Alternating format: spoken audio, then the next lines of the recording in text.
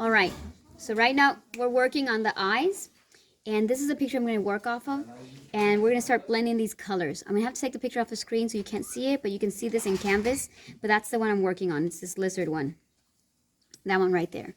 So use whatever image you want, but that's what we're working on. So the first thing I want to tell you about eyes is the best eyes possible happen when you have a perfect circle. So I have all these little stencils in the classroom that you can use to get your perfect circle.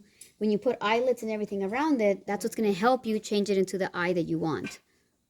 So these are the stencils. I have these, so you can have to find the circles that you need. But again, the better circles you have, the better. When I draw colored pencil drawings, I never draw them with a pencil. I always draw them with a colored pencil because...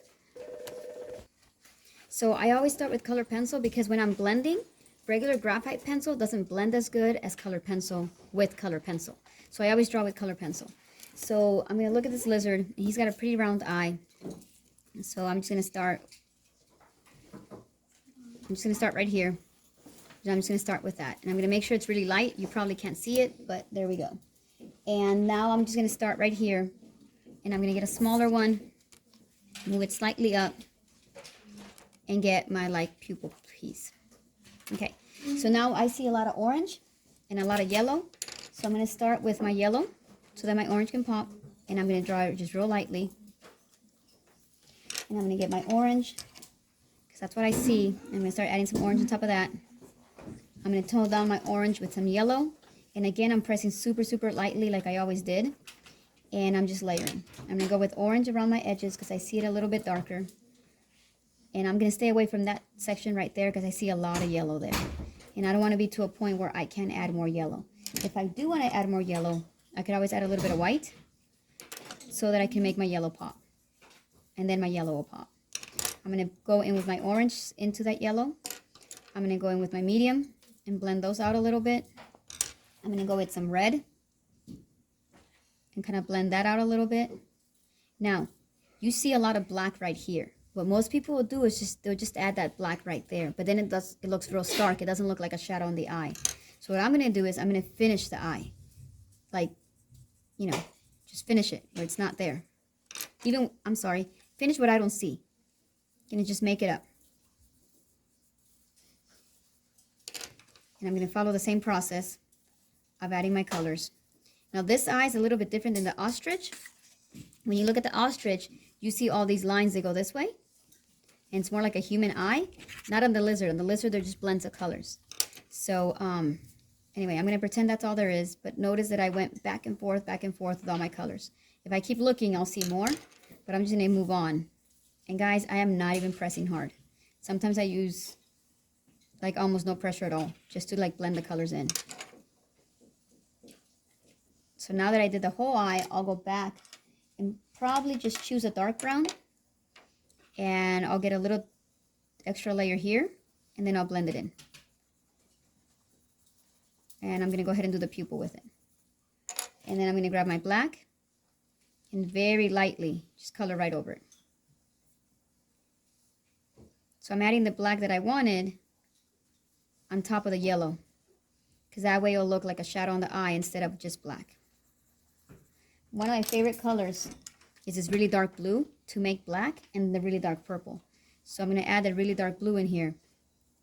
And I'm going to get my pupil. I'm going to stop working on the pupil because it takes a little while to get it dark without pressing hard. Because your main idea is not to press hard at all. I'm going to go in here now, back with my yellows, and go overlap my black just a little bit to make that real nice fade. I'm going to start adding my dark brown, which is this one, another one of my favorite colors to achieve black. And I'm going to start adding my shadows around it. One of the best color pencil techniques you can have is contrasting colors right next to each other. So I'm going to add this and kind of create the shape that I see. Then I'm going to grab my creamy type of color, which I don't have, so I'm just going to pretend I do and use yellow because it still works. So I'm going to grab this yellow and then I'm going to put this light brown on top and make my cream. I'm going to go back in with my brown. Amazing eyes happen a lot with the stuff around the eye, not just necessarily the eye. So you want to start adding that stuff there.